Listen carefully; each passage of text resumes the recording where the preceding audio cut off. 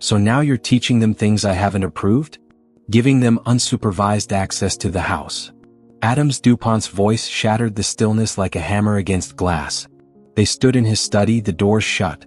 I'm teaching them how to feel safe in a space that doesn't know how to make room for them. That's not your job, he growled. You are not their mother. He yelled.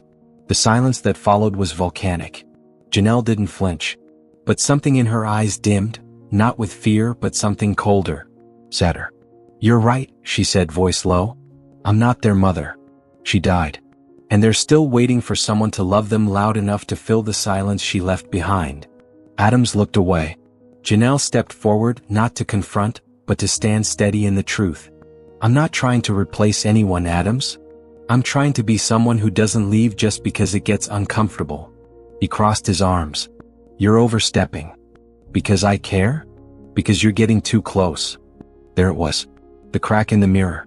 Janelle saw it then, not just the anger but the fear behind it.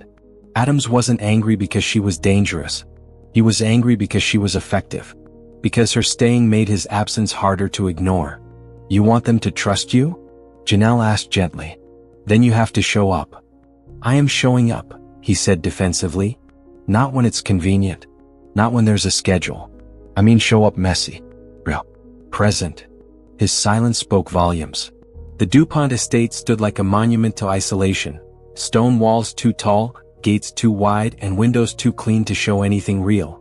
It wasn't just a house. It was a fortress built from grief. Ivy curled around the cold gray stone like sorrow refusing to let go, and inside, the halls echoed not with life, but with the weight of things unsaid. Adams DuPont moved through those halls like a ghost still trying to convince the world he was alive. His shoes made no sound on the polished marble floors, but his presence, tall, severe, always just on the edge of agitation, left a residue. The staff feared him not because he was cruel but because he was unreachable. And people feared what they couldn't touch. He hadn't always been this way. There had been a time, before the accident, before the funeral, before the silence, when Adams laughed, when music played through the hallways, when his sons raced through the house in superhero capes while their mother sang off-key in the kitchen. But that time had folded in on itself, sealed shut like an old letter no one dared open. Now the laughter was gone. The capes were folded in a trunk. And the twins, Liam and Oliver, spoke only to each other and only in whispers. They were 5 years old but their eyes looked older.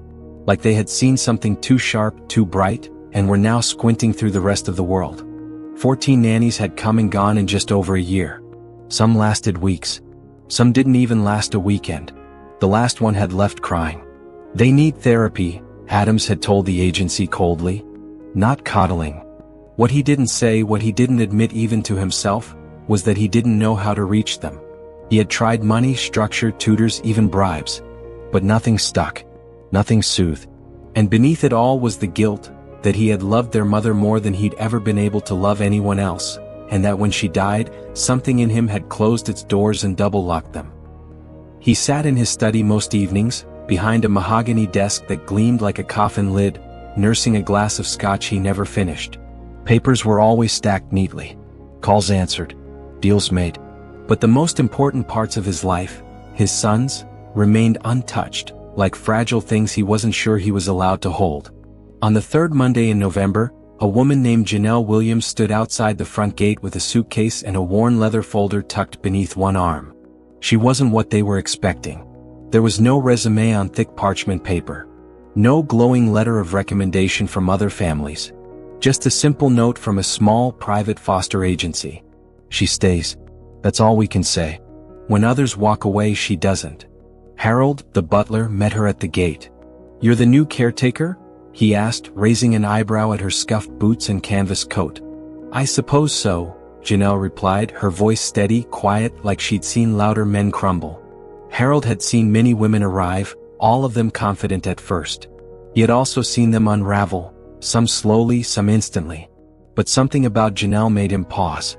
She didn't ask for a tour. She didn't ask how much she'd be paid. She only asked, where are the boys? Harold pointed up the grand staircase but warned, they don't take kindly to strangers. Janelle only nodded. Neither did I, she said under her breath, and then ascended the stairs without waiting to be announced. The twins were in their room, sitting on opposite sides of the window seat, tracing their fingers along the glass as rain pattered quietly outside. They didn't turn when Janelle entered. She didn't speak right away. She didn't smile or kneel or pretend to be overly cheery. She simply sat on the floor, crossed her legs and waited. 10 minutes passed. Then Oliver turned his head slightly and whispered to Liam, "She's still here." "Maybe she's broken," Liam replied just as quietly. Janelle smiled but didn't say a word. She just reached into her bag and pulled out a small notebook, began sketching. Simple lines, a tree, a house, 2 stick figures holding hands. Eventually, curiosity won. Oliver slid off the window seat and tiptoed toward her. "What's that?" he asked. Janelle turned the notebook toward him. "It's us," she said. "Or at least what I hope we can be." That night, the boys didn't cry. For the first time in months, the monitors in their room were quiet. No screaming. No cold sweats. Just the steady sound of breathing in sync. Adams noticed. For the first time in months, the monitors in their room were quiet. No screaming. No cold sweats. Just the steady sound of breathing in sync. Adams noticed. He watched the screen in the hallway, arms crossed. His jaw clenched. The woman had done in one day what 14 others hadn't done in over a year. He didn't like it. Control had been his only comfort since grief stole his wife. And now this stranger, this soft-spoken woman with no formal qualifications, was shifting the entire house without saying more than a few dozen words. At dinner, he sat across from her at the long oak table watching. "You didn't follow the bedtime schedule," he said. "I followed their rhythm," she replied. "They don't need structure right now. They need safety." He narrowed his eyes. "Structure is safety. Not when they associate it with punishment," she answered. He didn't reply. But he didn't dismiss her either. That night, Janelle wrote in her journal, "They are not broken, just bruised. And bruises don't need fixing, they need care. Gentle, patient, relentless care." Down the hall, Liam stirred in his sleep, murmured something about pancakes. And downstairs, in a house that had been too silent for too long, something fragile began to shift. It wasn't healing. Not yet. But it was a start. The next morning, the sky above the DuPont estate stretched wide and gray, like it hadn't quite decided whether to rain or give the sun a chance. Mist clung to the windows, and the air smelled of pine and polished stone.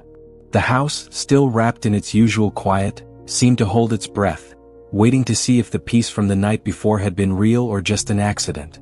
Janelle woke before dawn. Old habits from an old life. When you grow up never knowing who's going to leave next, you learn to rise early. To check the locks, to count the silence, to make sure no one disappeared in the dark. She dressed in soft denim and a navy sweater, tied her braids back and padded barefoot down the hall. The house creaked in places, would too old to care how expensive it was. She found the boys in the kitchen. They weren't supposed to be there yet, not according to the household rules Adams had emailed her after her interview. Breakfast was to be served precisely at 8 a.m. in the sunroom. By Harold. With pressed linen napkins. But Liam and Oliver were crouched on stools at the island counter, each with a spoon and a box of dry cereal between them. They froze when they saw her. "We're not supposed to," Oliver began. "Harold doesn't wake up until the coffee machine goes off," Liam added quickly. Janelle said nothing at first. She opened the fridge, pulled out a jug of milk and poured it gently into their bowls. "Next time," she said, "ask for help." They stared. "You're not gonna yell?" Oliver asked. "Why would I yell about breakfast?" she replied. Liam shrugged. "Because people do." Janelle leaned against the counter, watching them. "Well, I don't yell about breakfast. I yell about spiders and burnt toast and injustice. Not Cheerios." That earned a giggle. The first honest one. She took a seat beside them and poured her own bowl, even though she wasn't hungry. Sometimes presence mattered more than appetite. Adams arrived 15 minutes later. Dressed in a tailored suit, cufflinks shining like tiny shields, phone in one hand, jaw already tight. He stopped short at the kitchen door. His son's. At the counter. Eating with a woman he barely knew. He wasn't used to this, unapproved moments. "This isn't the sunroom," he said flatly. Janelle didn't look up from her bowl. "This is where they came. I followed. They know the rules. They knew you weren't there." Adams's fingers curled around the phone like it was an anchor. He looked at Liam, who suddenly found his cereal very interesting, and then at Oliver, who reached for Janelle's hand under the counter without thinking. Adam saw it, that quiet touch, that instinctive trust, and it scared him. Later, in his study, he called the agency. I want a background check, he said. Full. Dig deep. I don't care if she's an angel, people lie. He told himself it was protocol. That anyone in his home around his children should be vetted. But the truth was simpler. He was afraid of what it meant, that his sons had already chosen someone else to be their calm. And he didn't know how to handle it. Meanwhile, Janelle folded the laundry. She didn't have to. That was Mrs. Keller's job. But Janelle found comfort in the rhythms: fold, stack, sort, repeat. It was one of the only things in life that stayed the same. Socks didn't lie. Towels didn't betray you. As she folded a tiny Marvel t-shirt, her phone buzzed. Unknown number. She didn't answer. Too many unknowns had taught her. Silence is safer than curiosity. Instead, she walked the clean clothes upstairs and left them outside the boys' room. She knocked softly. You can help me sort socks if you're bored, she said through the door. Pause. Then a muffled, can we draw instead? She smiled. Deal. That afternoon, as the rain returned in polite, misty sheets, Janelle sat on the carpet of the twins' room, surrounded by crayons and folded paper. Liam drew trees. Oliver drew rockets. Janelle drew birds, small ones perched on telephone wires, wings half raised. What kind of bird is that?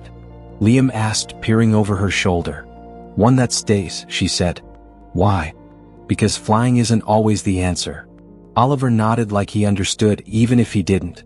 Just then Adams entered. He didn't knock. The boys jumped a little. Janelle didn't. He stood in the doorway, gaze sweeping across the scene, the crayons, the paper, the piece. I need a word, he said. Janelle followed him into the hallway, closing the door behind her. I'd appreciate it, he began, if you used the approved educational materials. Coloring is therapeutic, she cut in gently. Especially for kids who can't say everything they feel. They can see a therapist. They don't want a therapist. They want someone who listens between the lines. He stared at her, his expression unreadable. You think you know them? No, she said, calm as ever. I'm still learning. But I do know what it's like to be scared and small and unsure if the people around you will leave. Something flickered across his face. You think I've left them? I think, she said carefully, you're still deciding if it's safe to come back. That stung. He didn't show it, but it did. Do your job, he said finally. I am, she replied. Even when it's not written in your handbook. That night, Janelle sat on the edge of her bed, holding the notebook Liam had given her after dinner. Inside was a stick figure drawing of the three of them, Janelle in the middle holding both boys' hands. Above it, in wobbly letters, you didn't leave. Tears welled. She didn't cry easily. Life had trained her to store tears like rationed water. But this one slipped through. Down the hall, Adam stood outside the twins' door, listening to them laugh in the dark. Small, real laughter. And for the first time in a long time, he wondered if maybe, just maybe, he had been the one who needed saving all along. The rain was different that night. Heavier, not the gentle kind that whispers against windows, but the kind that drums hard like the sky was trying to get in. Thunder rolled low in the distance as the DuPont estate dimmed into its nighttime hush. Lights flicked off room by room. The staff retreated to their quarters. Mrs. Keller folded napkins she'd already folded twice, and Adams poured himself the usual glass of scotch he wouldn't drink. And upstairs, Liam was shaking. His blanket was pulled up to his chin, his eyes wide, fixed on the shadows dancing on the ceiling. Lightning flickered just once, but enough. He whimpered. Across the room, Oliver stirred, already half asleep. Janelle? Liam whispered. But Janelle wasn't there. Not yet. She'd said goodnight 20 minutes ago, kissed their foreheads, turned off the lamp, and walked back to her own room at the end of the hall. It had almost been enough. Almost.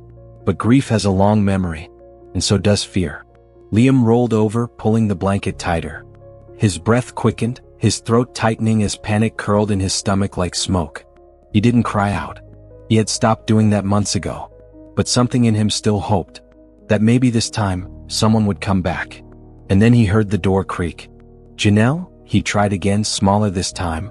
Her voice came from the shadows. I'm here. She didn't turn on the light.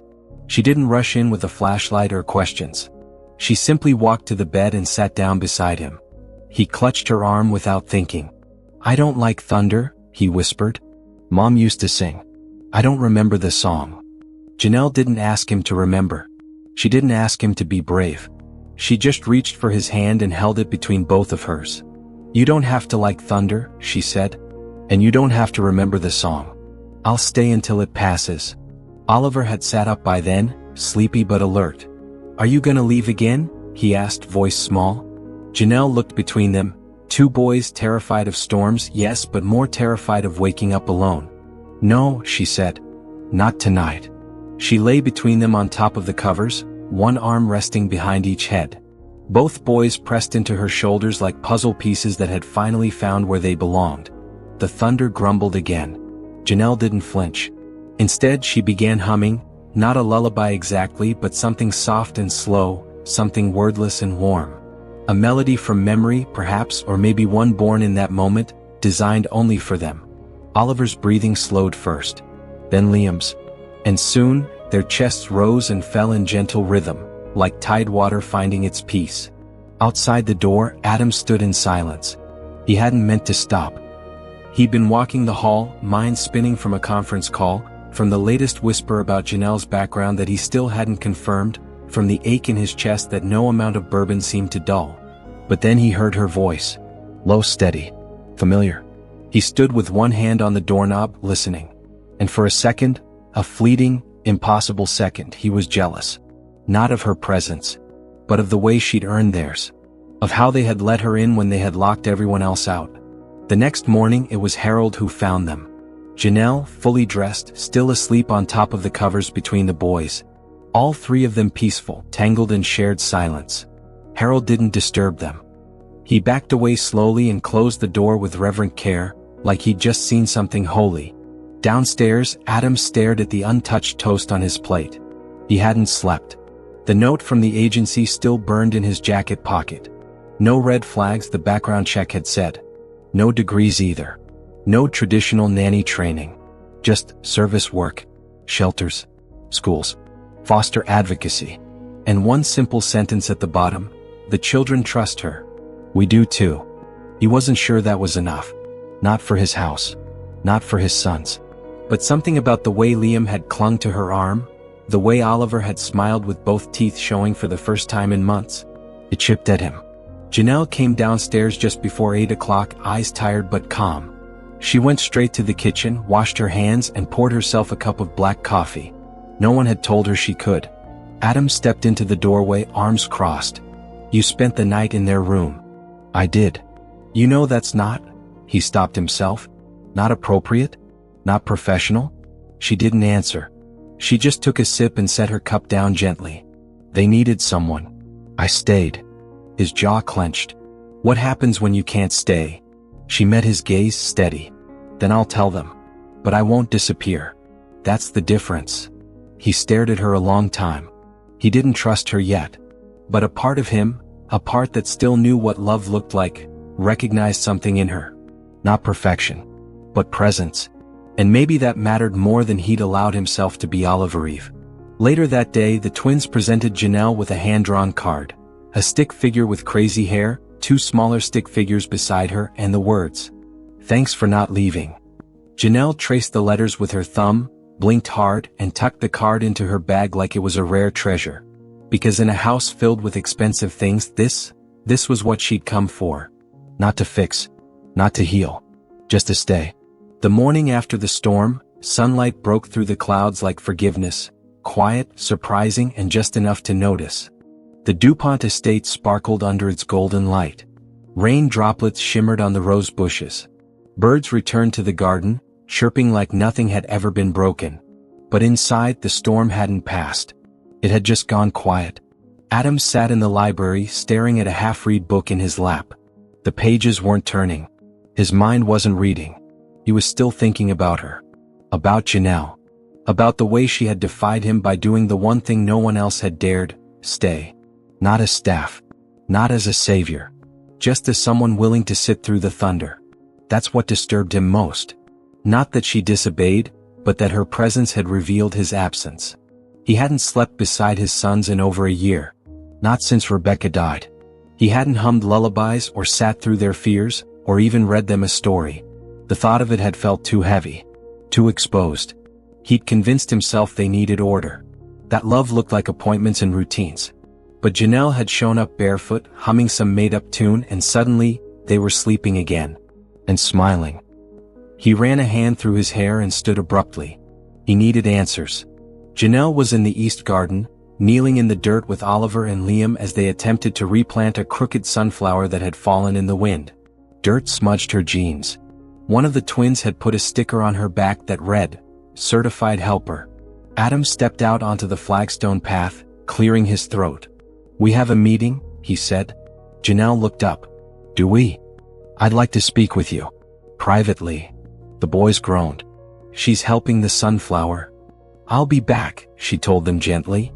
"If it droops again, use the little sticks like splints. Got it?"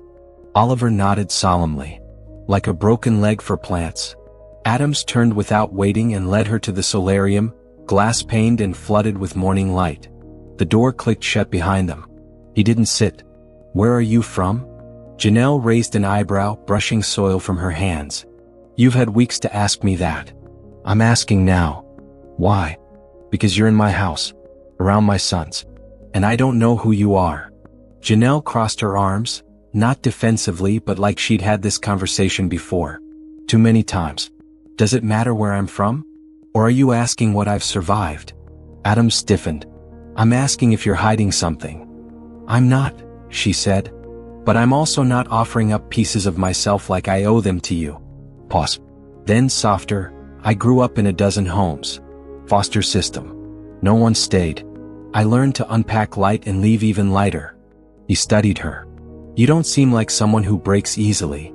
"I break," she said. "I just learned how to break quietly." He looked away. She continued, voice steady, not angry. "Just honest. I lost a son. Years ago. Complications from a heart condition no one caught in time. I was 23. It changed me." Adams blinked. "I didn't know. You didn't ask." Silence fell between them. She let it stretch. "I don't bring it up to get sympathy," she said. "I bring it up because when your boys cry in their sleep, I understand that sound. I've made it." Something inside Adams, something tight and old and brittle, shifted. "You could have led with that," he said. She met his eyes. "People don't listen to pain. They listen to credentials." He didn't respond. And then, because it was the only truth he could find, he said, "I'm sorry." She blinked, startled by the honesty. "For what?" "For assuming you were temporary." Janelle nodded once. She didn't say thank you. She didn't rush to make it easy for him. She just stood there, hands still smudged with dirt, eyes clear and full of quiet thunder. And Adams, for the first time in years, didn't feel like the smartest person in the room. He just felt human. Later that night, Janelle sat alone in her room, journaling by the light of a single lamp. They carry so much. All of them. Even Adams. "I see it now, his silence isn't cruelty. It's armor. But armor cracks. Eventually. It always does." She closed the journal gently, placed it on the nightstand, and stood. Down the hallway she heard the boys laughing, playing some invented game where one of them was a dragon and the other a knight with a sock for a sword. Janelle smiled. And for the first time in a very long time, she allowed herself to believe that maybe, just maybe, she was meant to be here.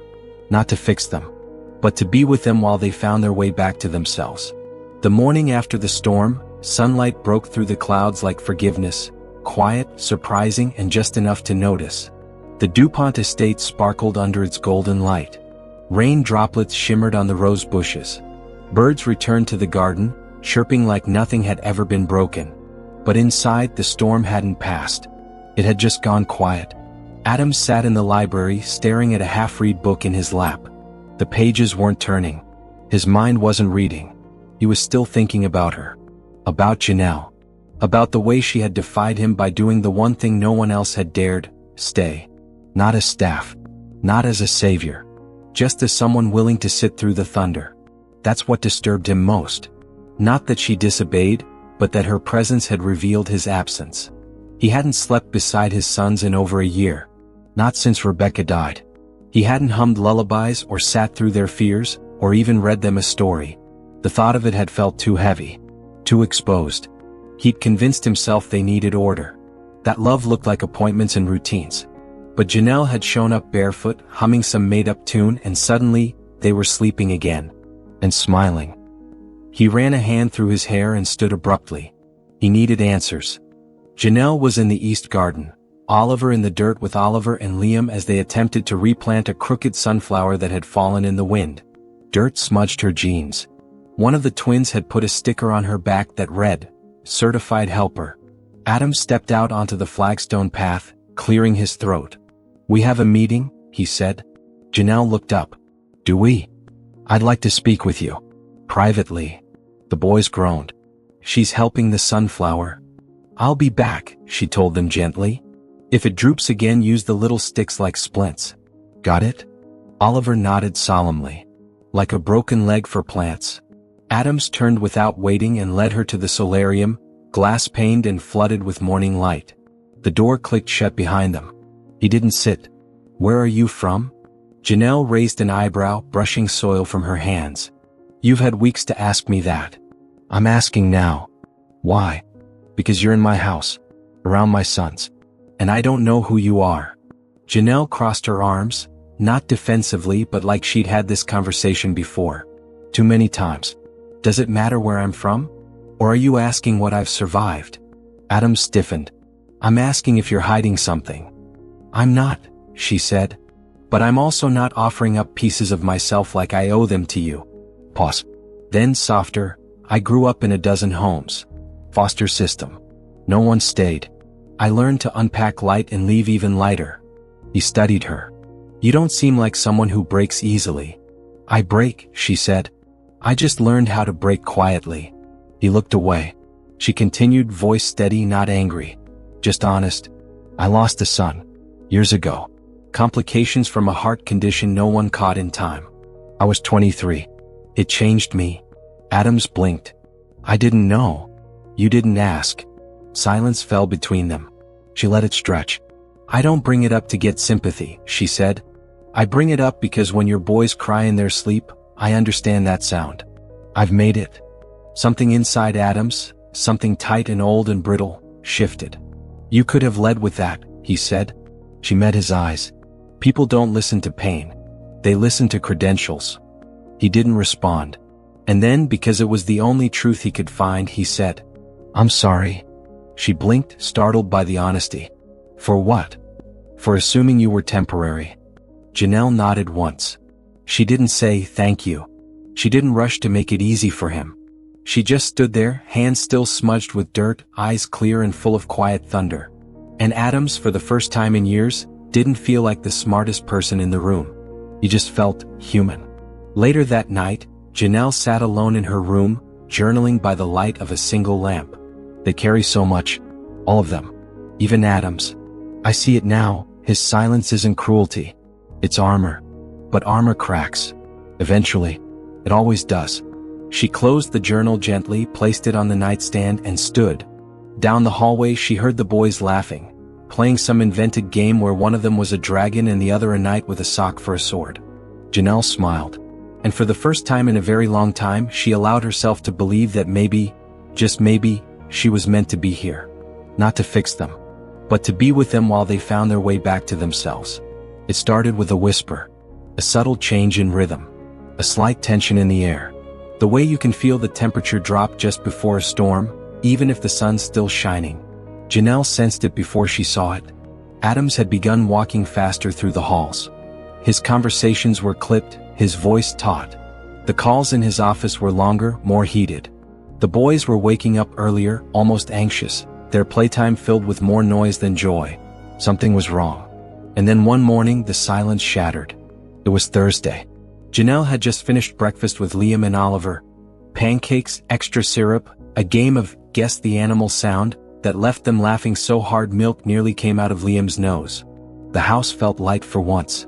Until Adams appeared. He didn't enter with his usual cool precision. This time the door flung open like a slammed gate. His face was a mask of fury barely held together.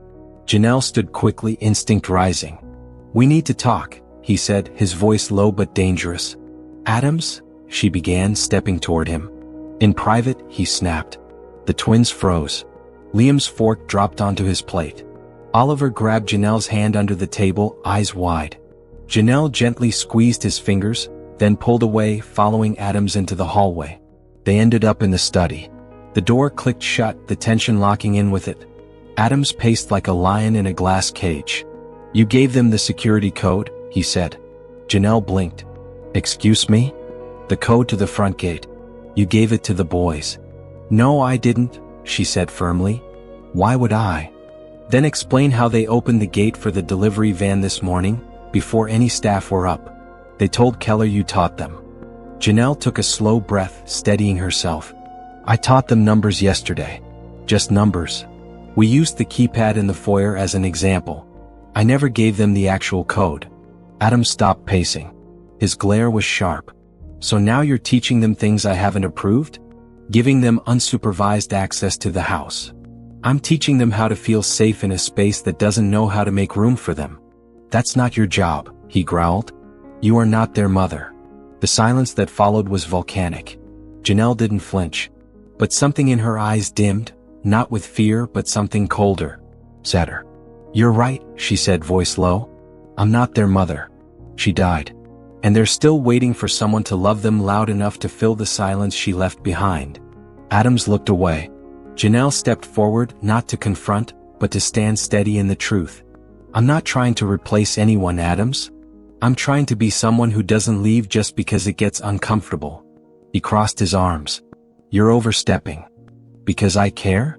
Because you're getting too close. There it was. The crack in the mirror. Janelle saw it then, not just the anger but the fear behind it. Adams wasn't angry because she was dangerous. He was angry because she was effective. Because her staying made his absence harder to ignore. You want them to trust you? Janelle asked gently. Then you have to show up. I am showing up, he said defensively. Not when it's convenient. Not when there's a schedule. I mean show up messy. Real. Present. His silence spoke volumes. That evening, Janelle didn't come down for dinner. Adams sat alone in the dining room, watching the twins giggle through their meal with Harold.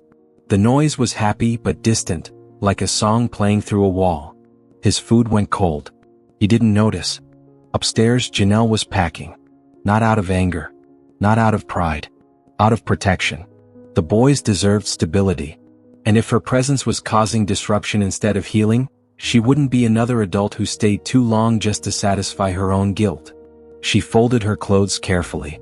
Tucked the drawing the boys gave her inside her journal. Then just as she zipped the suitcase there was a knock. Small. Tentative. Come in, she said. The door creaked open. Liam and Oliver stood there barefoot in their pajamas. Oliver looked at the suitcase. Are you leaving? Janelle knelt down. Her voice cracked. I don't want to. Liam clutched the hem of her shirt. Did we do something wrong? No, sweet boy, she said, pulling him into a hug. You did everything right. Then why? Oliver whispered. Because sometimes adults get scared too. They didn't understand. But they knew what fear looked like. And they knew how it sounded in someone's voice. Please don't go, Liam begged. We'll be quiet. We'll be good. And that shattered her. You don't have to be good to be loved, she whispered. You already are. She sat with them on the edge of the bed until they fell asleep. And for the first time she was the one crying quietly in the dark. In his office, Adams poured another drink he didn't want. The argument replayed in his mind on a loop, her words cutting deeper now than they had in the moment. I'm trying to be someone who doesn't leave just because it gets uncomfortable. He remembered Rebecca once saying something similar. That real parenting isn't about perfection. It's about being there even when you have no idea what you're doing. He had stopped doing that. He'd traded presence for precision, and it had cost him more than he knew. He stood, walked to the door, hesitated, then turned toward the guest wing. When Janelle opened her door, Adams was there. Not with scotch on his breath or a list of rules in his hand, but with something else in his eyes. Something that looked like remorse. I'm sorry, he said. Janelle said nothing at first. I let my fears speak for me, he added. And I let you carry more than your share. Still she waited. You make them feel safe, he said. Even when I can't. And that scares me. But it also matters. She finally nodded. I'm not perfect, he added. Neither am I, she said. But I stay. He looked down at the suitcase. Unpack, Janelle. Please. And this time she did. The suitcase stayed zipped for another 2 days. Not because Janelle didn't believe Adams. She did. His apology had been sincere. His eyes had said what his words couldn't finish. But she had learned, through too many hollow promises and tear-stained departures, that apologies were only as powerful as the actions that followed them. So she waited. Not to punish him, but to protect the peace she'd helped the boys find. In the meantime, she focused on them. Their morning routines, their drawings, their sudden interest in building rescue robots out of cereal boxes. She stayed present but not overly attached, gentle but guarded. And Adams noticed. He noticed the absence of her humming, the way she no longer lingered in the kitchen while the coffee brewed, the way she folded the boys' pajamas neatly but didn't sit with them after stories, the way her laugh had grown quieter, like a radio tune just slightly off station. He hadn't lost her, but he hadn't fully won her back either. And for the first time in years, Adams Dupont had to face a truth he'd buried deep beneath wealth, control, and grief. You can't buy trust. You can only earn it. And you earn it by showing up, not once but again and again. On the third morning, Janelle found an envelope slid under her bedroom door. No name. Just her favorite flower, a small hand-drawn sunflower, etched on the front in pencil. She opened it slowly. Inside was a note, folded twice, written in Adams's unmistakable, exact handwriting. Janelle, I know you stayed when it was easier to run. I know you saw the boys when I only saw the problems. And I know you've been walking on careful ground ever since. You could have left. You still could. But you haven't. So here is my part of the staying. I spoke to the board. I've stepped back from 3 contracts this quarter. I'll be home 4 nights a week. Non-negotiable. Not just physically present, but actually here. I also enrolled in parenting therapy. The private kind. I've avoided it for too long and that stops now. I can't erase what I failed to give them. Or you. But I'm choosing to begin again. Stay if you can. Adams. Janelle read it twice. Then a third time. Not because she didn't believe it, but because it felt like hope written in pen, messy, human, unpolished, but undeniable. She sat on the edge of her bed, letting the words settle like warm tea in her chest. For the first time, Adams wasn't trying to fix things. He was trying to change. And that made all the difference. That evening, Janelle joined the boys and Adams for dinner. No staff. No place settings. Just homemade spaghetti and lopsided garlic bread. Oliver wore a napkin like a cape. Liam told a joke with no punchline. Adams tried to laugh anyway. It was awkward. Then comfortable. Then beautiful. Halfway through the meal, Janelle looked up at Adams, her voice soft but steady. I'm staying. He exhaled like he'd been holding his breath for years. Thank you, he whispered. No more closed doors, she added. He nodded. No more raising voices. Agreed. And if I ever leave, it won't be without a conversation. Adams reached across the table, not for her hand. He wasn't ready for that, but for the empty plate beside her, offering seconds. It was enough. Later that night, the boys built a pillow fort in the living room. Janelle sat inside with them, flashlight in hand, reading a story about a dragon who didn't want to hoard treasure anymore, just friendships. Adams stood by the door watching. Janelle looked up, met his gaze and smiled. You can come in, you know. He hesitated, then knelt down and crawled inside, tie loosened, socks mismatched. The twins erupted in laughter.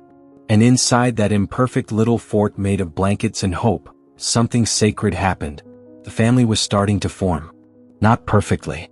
Not instantly. But intentionally. And for the first time in a long time, everyone chose to stay. Janelle's return wasn't marked by a suitcase rolling back through the front door. It wasn't a triumphant scene with hugs and dramatic music. It happened in quieter ways, subtle shifts, rewired rhythms, a house exhaling after holding its breath too long. But it didn't come without rules. This time, Janelle came back with conditions. Not to control but to protect. The boys. Herself. Even Adams. Because staying isn't the same as submitting. And healing doesn't grow well in places where people still feel powerless. She brought it up over breakfast. Not a formal meeting. No clipboards or lawyers. Just eggs, toast, and a folded piece of paper she slid across the table while the twins argued over who had the better superhero impression. Adams raised an eyebrow. What's this? Janelle took a sip of her tea. Boundaries. He unfolded the paper. Read it. What? Then again. There were no demands. No ultimatums. Just a list written in her steady, deliberate handwriting. Household agreements, if we're doing this together. 1. No yelling. Not at staff. Not at the boys. Not at each other. We model the tone we want them to trust. 2. Pancakes every Sunday. Yes, even if they're messy. Especially if they're messy. 3. No locked doors unless for privacy. Not as punishment. This house has seen enough closed doors. 4. Apologies are mandatory. Not optional. Not silent. Words matter. 5. Therapy is not weakness. It's maintenance. Everyone, adults included, must check in monthly. 6. Let the boys help. With cooking, laundry, fixing things. Let them feel useful, not burdensome. 7. No surveillance. If you want to know how they're doing, ask. Don't watch them from a hallway screen. Grace for bad days. For them. For us. No one gets it right all the time. 9. If Janelle leaves, it'll be after a conversation. Not a disappearance. No more ghosting. This isn't foster care. This is family. Adams stared at the paper like it was written in a language he hadn't spoken in years. And in a way it was grace, transparency. Love that doesn't come from authority but from presence. This is, he cleared his throat, reasonable. Janelle shrugged. It's not a contract, just a compass. He looked up at her. You're still willing to stay? Yes, she said. But not if we're building another castle of silence. He nodded, slowly, thoughtfully. Then folded the paper, tucked it into his chest pocket like something sacred. The boys were watching from the stairs. Are we still doing pancake Sundays? Oliver asked. Janelle turned. Not just still. They're officially in the rule book. Liam cheered. Can we add chocolate chips to the rules? Adams smiled. I'll allow it. The boys sprinted down the stairs and tackled Janelle in a hug. And in that moment she wasn't the nanny, or the trauma-trained caretaker, or the woman with a haunted past. She was their person. That evening the family, because that's what they were now, sat in the backyard under Edison bulbs strung between the trees. They played a card game, ate grilled cheese sandwiches, laughed until Oliver snorted root beer through his nose. And as the sun dipped below the horizon, Adams looked over at Janelle and said, "Thank you." "For what?" she asked softly. "For teaching me that love doesn't always arrive loud. Sometimes, it arrives quietly and refuses to leave." Later that night, after the boys had gone to bed, Janelle found a small notebook placed on her pillow. It was from Adams. Inside on the first page he had written, "This is for your story. The one you're still writing. The one where you didn't run. The one where you taught us how to stay."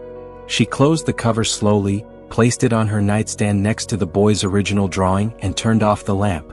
For the first time in years she slept without dreams. Only peace. Healing doesn't arrive as a parade. It's not triumphant or flashy. It doesn't wear a medal or come with a soundtrack. Healing tiptoes in while you're doing the dishes, while you're tying shoelaces, while you're sitting in traffic thinking of nothing and everything. And in the DuPont house, healing came slowly, like sunlight warming up a room that had been dark for years. Janelle noticed it in the smallest things first. The way Oliver no longer flinched at thunder.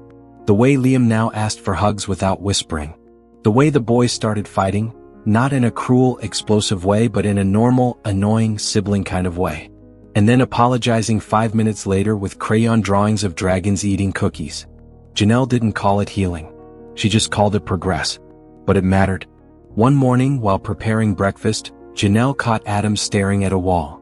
Not in a vacant way. More like he was listening to something only he could hear. She said nothing. She just poured coffee and slid it across the counter to him. He blinked. "I didn't ask for. You looked like you needed it." He nodded, took a sip, and then slowly, quietly spoke. "I went into her room yesterday." Janelle didn't need to ask who. Rebecca's room had been untouched since the accident. Her perfume still sat on the dresser. Her scarf still draped over the mirror. A shrine of grief that Adams never dared disturb. I didn't know what I was looking for, he added. Maybe a reason. Maybe just her. Janelle continued cracking eggs, her hands calm. You won't find her in objects, she said. But you might find her in who your boys are becoming. Adams looked up and for once didn't look away. Do you think she'd hate me for how I handled all this? Janelle shook her head. No. I think she'd be heartbroken that you tried to carry it all alone. He nodded slowly. I didn't know how to be both grieving and strong. You don't have to be, she said. Grief is strength. If you're honest with it. Later that week, the boys staged a puppet show in the living room using socks, paper plates, and a cardboard castle Janelle helped them build. The plot made no sense. Something about a dragon who lost his memory and a knight who was afraid of spoons. But Adams watched the whole thing, seated on the floor, tie loosened, laughter real. At the end, they presented him with a handmade crown. He didn't ask if it was silly. He just wore it. Janelle caught the moment on her phone. Adams, surrounded by laughter, the crown tilted on his head, his eyes lit with something unguarded. She didn't post it anywhere. Didn't frame it. But that night she scrolled back to it 3 times and smiled. Of course, not every day was soft. Some days the boys woke up agitated. Liam snapped at Oliver over a pencil. Oliver pushed back. There were tears, slamming doors, and declarations like, "You love him more," and "I want to go live with Mom in heaven." It shattered the air. Janelle didn't yell. She waited outside their room until the storm passed. Then sat on the floor as they cried and told her that everything hurt sometimes and they didn't know why. Janelle said, "Me too." And that was enough. Later, Adams joined them and told them something he hadn't said out loud in a year. Mom's gone, but you're not. And I'm not either. Even if I've been late showing it. That night, the boys asked him to read them a story. He tripped over the voices, forgot to do the silly accents, and fell asleep halfway through the last page. Janelle covered them all with a blanket. Healing, she thought, wasn't a finished puzzle. It was learning to live with a few pieces still missing. One Sunday, after pancakes and spilled syrup and a renegade blueberry war, Janelle took the boys to the park. Adams insisted on coming too. They brought kites. Liam's got stuck in a tree. Oliver's flew so high it looked like it might touch the sun. Adams tried to help, fumbled the spool, and ended up tangled in string. The boys laughed until they couldn't breathe. Janelle took pictures.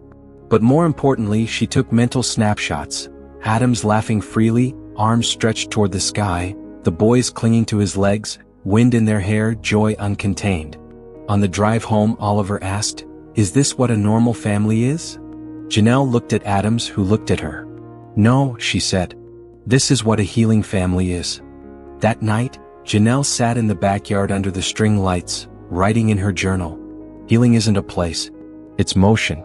Like a tide coming back in. One gentle wave at a time. This house no longer echoes with absence. It hums with becoming. And becoming is enough. She closed the book, leaned back, and exhaled deeply. For the first time, she realized she no longer thought of this house as theirs. It was theirs and hers. It was becoming a home. Inside, Adams stood by the kitchen window watching her. Not out of suspicion, but with something closer to awe. He didn't interrupt. Just watched the woman who had walked into his world like quiet thunder, turned his structure upside down, and left something better in its place. Presence. It came on a Tuesday. Not a dramatic day, not a thunderstorm, not even a cloudy one. The sky was clear. The breeze was warm. The twins were outside chasing bubbles, and Adams had just returned from a meeting unusually early, sleeves rolled up and eyes soft. Everything felt settled. So naturally, that's when the past arrived. Not as a memory, not as a nightmare, but as a knock on the door.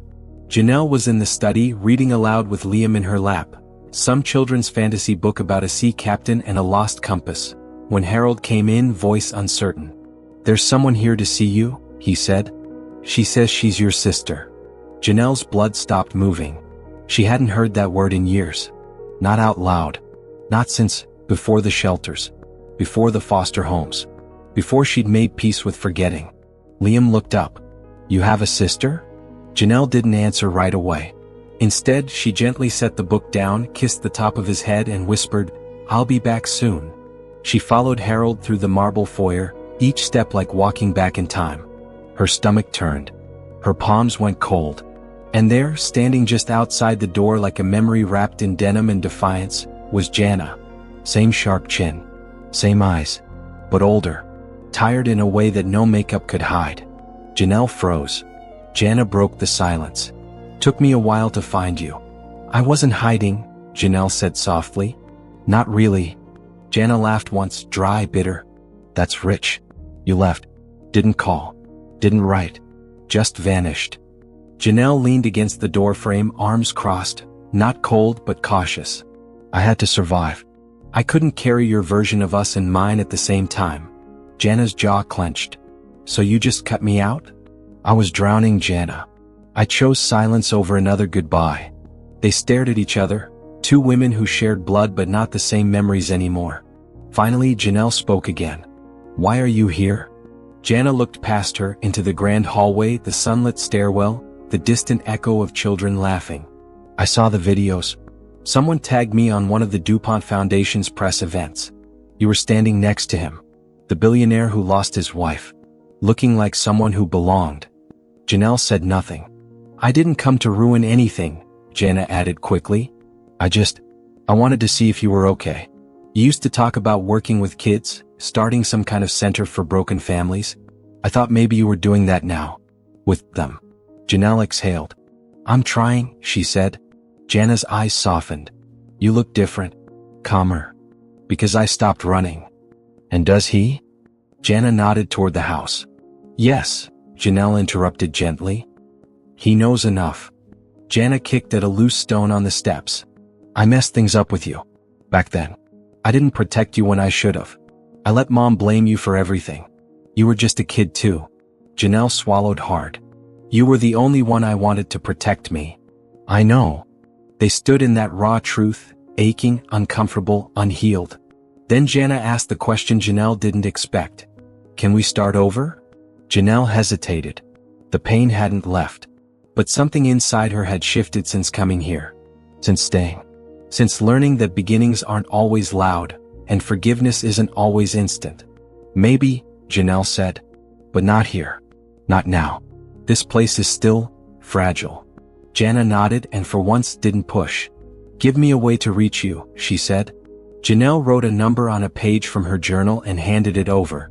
Then Jana stepped back, tears brimming but not falling. I'm proud of you, Janelle. I really am. Janelle whispered, thank you. And then she was gone. That night, Janelle sat on the edge of her bed, eyes unfocused, heart full of memories that smelled like old kitchens and broken rules and shared beds on cold floors. Adams knocked. She didn't jump. He always knocked now. Can I come in? She nodded. He stepped inside, holding 2 cups of chamomile tea. One for her. One for himself. She your sister? He asked gently. Yes. You okay? I don't know, she said. She reminded me of who I was before I learned how to stay still. Adams sat beside her. You don't have to run from your past to stay here. I'm not running, she said. But I'm finally strong enough to turn around and look at it. He nodded. You want to talk about it? Not yet. I'll stay anyway. And he did. They sat in silence, drinking tea, listening to the quiet hum of the boys snoring through the baby monitor on the dresser. And outside, the wind stirred the trees gently, as if reminding them that even the strongest roots come from storms long past. Later, after Adams left, Janelle wrote one sentence in her journal. The past knocked today. I didn't run. That must count for something. It began with a letter. Folded neatly. No return address. Just her name written in slanted, familiar handwriting. She found it in the mailbox one morning after walking the boys to the garden. Oliver had just finished burying a time capsule full of Lego heads and Liam's confession note that said, "Sometimes I hide the remote." Janelle held the envelope gently, already knowing who it was from. Jana. She opened it alone in the study while the sunlight painted gold across the wooden floors. Janelle, I've been thinking about the day you left. The way you packed light and didn't say goodbye. At the time I thought it was cruel. But now I understand it was survival. I see it now, how heavy everything had become. How invisible you felt. How much of you I let get buried so I wouldn't have to face my own guilt. There are things I should have said to you years ago. Things I was too proud or scared to say. So here they are. You were not the broken one. You were not hard to love. You were the brave one. The one who walked through fire and chose not to become it. I'm not asking to rewrite our story, but I do want to stop pretending it didn't matter. If you're ready, there's someone else who wants to see you. Mom's in a care home now. Her memory comes and goes. She talks about you sometimes, as if you're still 13, as if time froze the day you walked out. She won't remember everything. She won't say all the right things. But if you want to say goodbye on your terms, you should. Jana. Janelle held the letter for a long time, then folded it once, twice, and tucked it into her journal. She didn't cry. Not yet. But something inside her, something deep and long buried, began to shift. That evening, Adams found her sitting on the porch swing, eyes fixed on the horizon. He didn't speak at first, just sat beside her and waited. She eventually passed him the letter. He read it quietly, then handed it back. I think I need to go, Janelle said. He nodded. How long? Just a few days. Maybe less. You don't owe them anything. I know, she said. But I owe me the closure. Adams looked over at her. You don't have to go alone. I think I do, she said. This part, I need to walk through by myself. She left early the next morning. No suitcase, just a small duffel, her journal, and a photo of the boys tucked into a side pocket. They didn't cry, but they clung to her like she was gravity. I'll be back, she said, before the pancakes get cold. Promise? Liam whispered. Janelle kissed his forehead. Promise? The care home was a quiet place just outside the city. Clean, sunny. Smelled faintly of lavender and hand sanitizer. Jana met her at the front entrance, eyes puffy but hopeful. She's having a good day, Jana said. She's lucid. Mostly. Janelle nodded. Inside, her mother sat in a chair by the window, thin and small and older than Janelle remembered. A blanket covered her knees. A forgotten Bible rested on her lap. When Janelle entered, her mother looked up. For a second, nothing. Then her brow furrowed. Janelle? Janelle froze. Her voice was fragile. Hi, Mom. Her mother blinked fast, then reached out a trembling hand. I thought I lost you. You did, Janelle whispered. But I found myself again. Her mother smiled, faint, broken. You look like your father. I don't remember him. He wasn't worth remembering, her mother said, then laughed bitterly. Neither was I. They sat in silence. Then her mother said the words Janelle had never expected, barely audible, almost lost in the hum of the heater. I'm sorry. Janelle looked at her. For what? For blaming you. For the bruises. For the years I turned away. For being so full of my own pain that I couldn't see yours. Janelle nodded slowly. I waited for that, she said. I know, her mother whispered. And in that stillness, Janelle let go, not with joy, not with vindication, but with peace. She stood, kissed her mother on the forehead and said, Goodbye, Mom. The drive back felt different, lighter. Like she had left a suitcase of invisible weight on the porch of the past and refused to pick it back up. She arrived home just after sundown. The porch light was on. The boys had drawn chalk hearts all over the driveway that said, Janelle is home, and we saved you syrup. And inside, Adams was waiting with 2 mugs of tea and a quiet look of relief. You okay? He asked. I'm more than okay, she said. I'm free. He smiled. Then, uncharacteristically, reached forward and embraced her. Not formally. Not carefully. But fully. She leaned into it. Not because she needed saving. But because sometimes healing feels like finally being safe enough to be held. That night, after storytime and bedtime songs and 3 extra hugs, Janelle stood by the boys' door watching them sleep. Then she walked to her room, lit a candle, opened her journal and wrote, Today I said goodbye to the ghosts. And when I came home I wasn't empty, I was full. Not with pain, but with love. This is what presence does.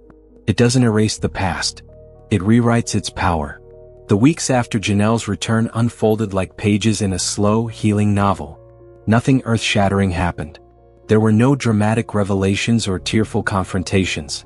But the house felt different. Fuller. More honest. It started in the kitchen. Liam accidentally broke a plate. Not just any plate, the last of a fine bone china set Adams's late wife had handpicked. The sound was loud, the silence louder. Adams came rushing in, eyes wide. Liam's face crumpled. I'm sorry, I didn't mean to, I was just trying to help Janelle and... Adams knelt down, put a hand on his shoulder. "It's okay," he said. Liam froze. "Really?" Adams nodded. "It was a plate. You're my son. There's no competition." Tears welled in Liam's eyes. But they weren't from fear. They were from relief. Janelle, standing at the stove, quietly wiped her cheek before the tears could fall. In the weeks that followed, rituals took shape. Sunday pancakes remained sacred. The boys insisted on adding something new each time: sprinkles, strawberries, even peanut butter chips one morning. Janelle let them experiment. Adams didn't flinch anymore when things got messy. There was grace in the mess. Monday nights became truth and toast.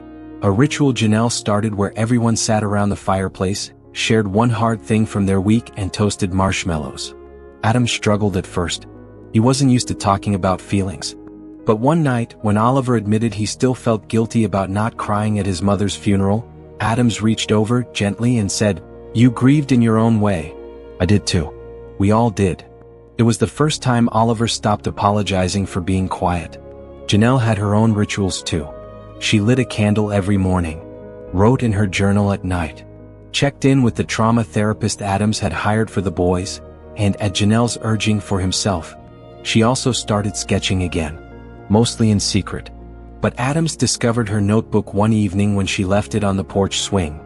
He didn't open it, just sat beside it and said, "They're lucky to have your eyes on the world." She didn't blush, just smiled, and passed him a blank page. "Draw something." He laughed. "I'm hopeless." "So was Picasso at first," she said. But he still picked up a pencil. One Saturday afternoon, the twins dragged Janelle and Adams into the living room for a surprise performance. Handwritten tickets, costumes, a blanket stage. The show was called The Family We Made. Janelle sat in stunned silence as Liam narrated the epic tale of a wizard, played by Adams, who was sad and angry until he met a forest warrior, Janelle, who taught him how to laugh again. Oliver played both the dragon and the king's lost son. The final line of the play, written in purple crayon, was spoken by Liam, cape flying. "Family isn't who you're born with. It's who stays when your heart is messy." Janelle covered her mouth. Adams looked at her, and something in his chest cracked wide open. Later, when the boys had run off to build a cardboard spaceship, Adams sat beside Janelle on the couch, elbows on his knees. "I never expected any of this," he said. "Neither did I," she replied. "You didn't just change the boys. You changed me." "I didn't change you," she said gently. "You just became who you were always afraid to be." He looked at her, the silence heavy and warm. "Do you think we're a family now?" he asked. Janelle didn't answer right away. Instead, she stood and walked to the wall where Rebecca's photo still hung. She stared at it for a moment. Then, quietly, moved it from the hallway into the boys' room, setting it gently on the dresser between their bunk beds, next to a new framed photo of their puppet show. When she returned, she said, "Yes, I think we are." Adams didn't speak. He just pulled her into a long, careful hug. Spring bloomed fast. With it came invitations, noise, and the return of society into Adams's world. Galas, fundraisers, press interviews. He turned most of them down. Not out of grief, but out of priority. He would rather build a kite with Oliver than accept an award. He would rather sit in the grass listening to Janelle talk about trauma-informed education than shake hands with investors. One evening, as they watched the boys try to teach the dog how to skateboard, he said, "I want to fund a center. 4 kids. In honor of Rebecca. And in honor of what you've shown me." Janelle looked up. "Not just for show?" she asked. "No. Not a photo op. A real space. Built by people who know what pain feels like, and what hope can do." She smiled. "Then let's do it." The center opened 6 months later. It wasn't grand, but it was right. Sunlight in every room. Reading nooks and therapy spaces. A giant mural in the entrance painted by Janelle and the kids. A tree with open arms, leaves made of fingerprints. It was named the DuPont House, a place to stay. At the ribbon cutting, Janelle stood beside Adams as he addressed the small crowd. He didn't boast. He didn't name drop. He just said, "This place exists because one woman walked into our lives and didn't leave, even when it got hard. She taught us that healing happens when people show up and don't disappear. This isn't a story about tragedy. It's a story about presence. and how presence can rebuild anything. That night, as the stars blinked softly above the new center and the laughter of children echoed from its walls, Janelle walked to the edge of the garden, journal in hand. She sat under a willow tree, lit a candle, and wrote. We didn't find each other by accident. We found each other by choosing to stay, over and over again. Not because it was easy, but because it mattered. And in staying, we became something more than survivors. We became a family. Years passed. Not rushed, not forgotten, just gently, steadily. Seasons cycled. The boys grew taller. Janelle grew more rooted.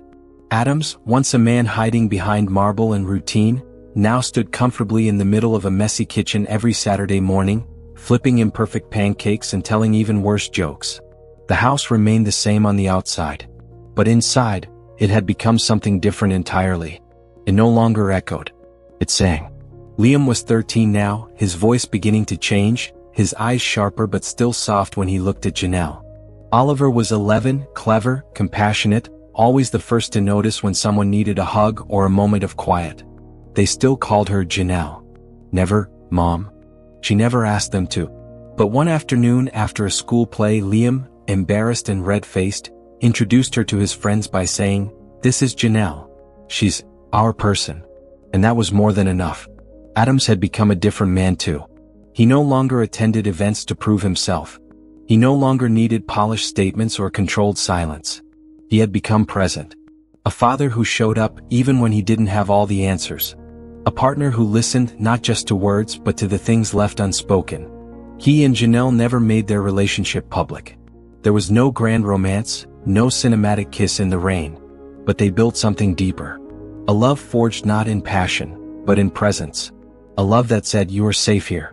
I won't leave." The DuPont house had grown too. What started as one building expanded into 3. A trauma-informed school. A therapeutic garden. A night shelter for teens aging out of foster care. Janelle, now director of family programs, mentored women just like her. Those with scars, stories, and strength they hadn't yet claimed. She never spoke from a podium. She sat in circles. She listened more than she talked. And when someone asked what gave her the strength to stay through the hardest seasons of her life, she always gave the same answer. Someone stayed when I didn't deserve it, and that gave me permission to stay for others. On the anniversary of Rebecca's passing, Adams no longer visited the grave in silence. Now they all went together. With sunflowers. Oliver would place a drawing. Liam would read a poem. And Janelle would say thank you, not because she had to, but because without Rebecca there would be no boys. No grief to crack open. No space for healing to enter. That too was part of the legacy. One autumn evening, Janelle sat alone on the garden bench behind the house. The willow tree had grown tall, stronger. She ran her fingers over her journal. The leather cover was worn now, edges curled, pages filled. She flipped back to the first entry she had written here. "I'm not leaving." It made her smile. Back then she had said it in defiance, in desperation, in hope. Now it was simply true. Adams joined her, carrying 2 mugs of tea, just like the first time they had shared silence on this bench. "You ever think about how it all began?" he asked. "Every day," she said. "If you had walked away." "I almost did," she interrupted. "Twice." "I know." He took her hand, not romantically, just gently. "I'm glad you didn't." "Me too." They sat in comfortable quiet, watching the wind dance through the trees. Later that week, Liam and Oliver gave Janelle a gift. A small wooden box, handmade in their school's craft class. Inside, a key, carved initials, and a note written in both their handwritings. "You're the one who stayed. Now this place is yours too. Our forever home." Janelle didn't cry. She wept. Not for the past, but for the fact that she had finally, irrevocably become a part of something. That night, she lit one final candle in her journal room. Not for grief. Not for remembrance. But for celebration. She wrote, "Staying isn't just about not leaving. It's about choosing to be seen. To be known. To be imperfect and present and brave enough to love anyway. This family was never built with blood. It was built with presence. And presence is the greatest kind of legacy." Years from now, when the twins would go off to college, Janelle would watch them drive away with pride, not pain. She would stand beside Adams on the porch, his hair streaked with gray, his hand still steady in hers. And when the house grew quiet again, it wouldn't echo with grief. It would glow. With love. With laughter. With the unshakable truth that once, long ago, a woman with a complicated past chose to stay when everyone else left. And changed everything. She stayed. And because she did, they healed.